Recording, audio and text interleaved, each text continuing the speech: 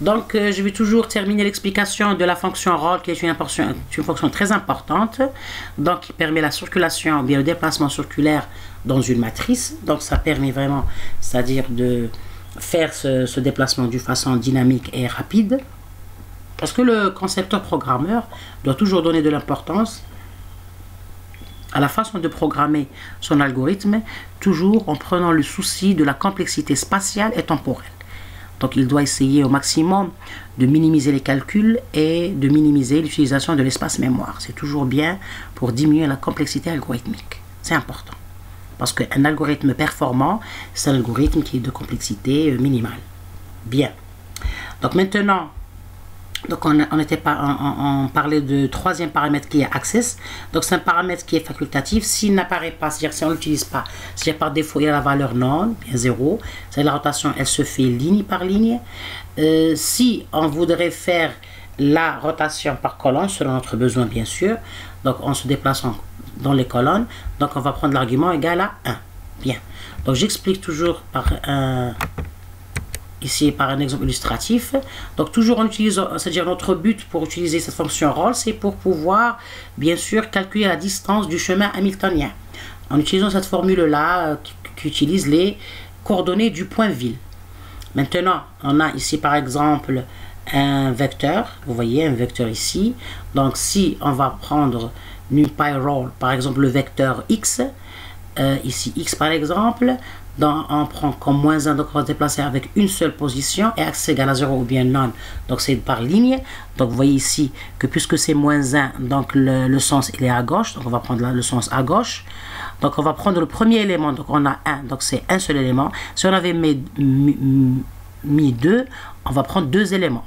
Donc ici on va se déplacer avec un seul élément, donc on va prendre le 1 qui est le premier élément, on va se déplacer vers la gauche et revenir faire une circulation, une rotation, la fin du vecteur, pour mettre ce point à la fin du vecteur, ok.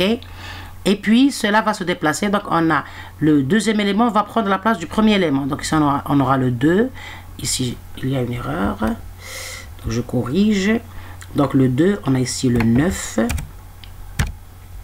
le 10, parce que le premier élément va prendre la dernière position. Donc ici on a le 9, ici le 10,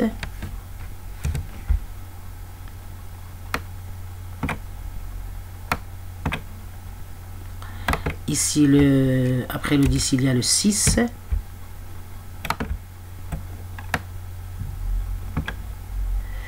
bien, après le 6 il y a le 9, et après le 9 il y a le 8, après le 8 il y a le 2, ok. Donc on a 2, 9, 10, 6, 9, 8, on a le 2.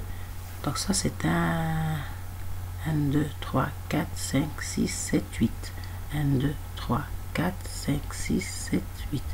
Donc ici on va voir donc 2, 9, 10, 6, 9, 8, 2, ici c'est 1. Donc vous voyez que le premier élément ici, ok, le premier élément qui est le 1 va prendre la position du dernier élément, donc 1, et tous les autres éléments vont se déplacer vers la gauche parce qu'on a pris une valeur moins, ok. Donc vous voyez, c'est ça le rôle de rotation de la fonction roll, NumPy roll.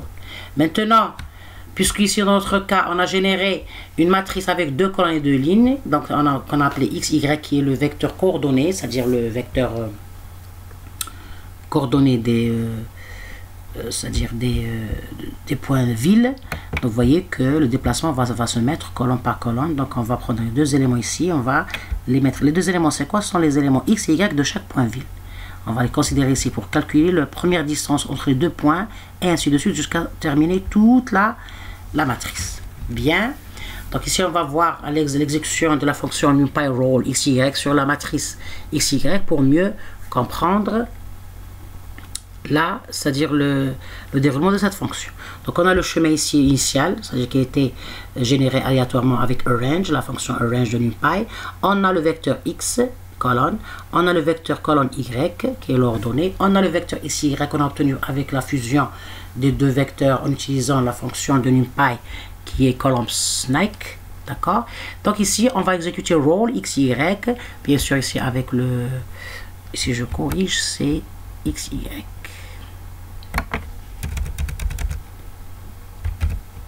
OK.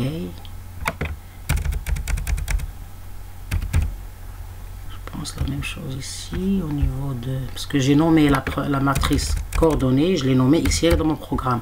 Donc je dois respecter c'est-à-dire la notation que j'utilise dans mon programme pour voir l'exécution en parallèle. Donc ici, on a fusionné bien sûr les deux vecteurs colonnes. On a obtenu XY, le vecteur, la matrice de coordonnées qui a deux colonnes et une ligne. Maintenant avec roll, vous voyez ici le premier élément du vecteur XY, c'est-à-dire c'est la première exécution. Donc le premier élément c'est 0,088 et 0,08, la deuxième colonne.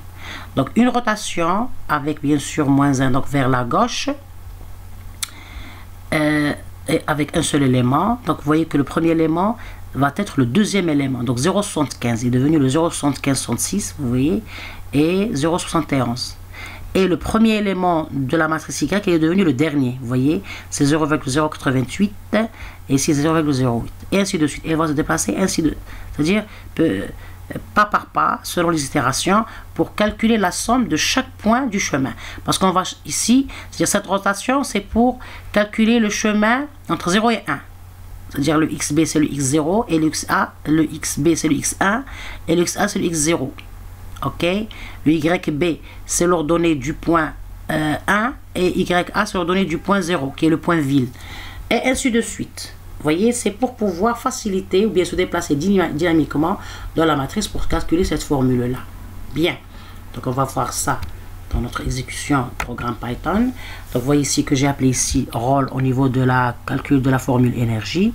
Donc je vais faire un print roll XY pour l'exécution de cette formule là, de cette fonction mp_roll du vecteur XY. Je me déplace avec une seule case, c'est-à-dire moins 1, et bien sûr en utilisant le déplacement ligne par ligne.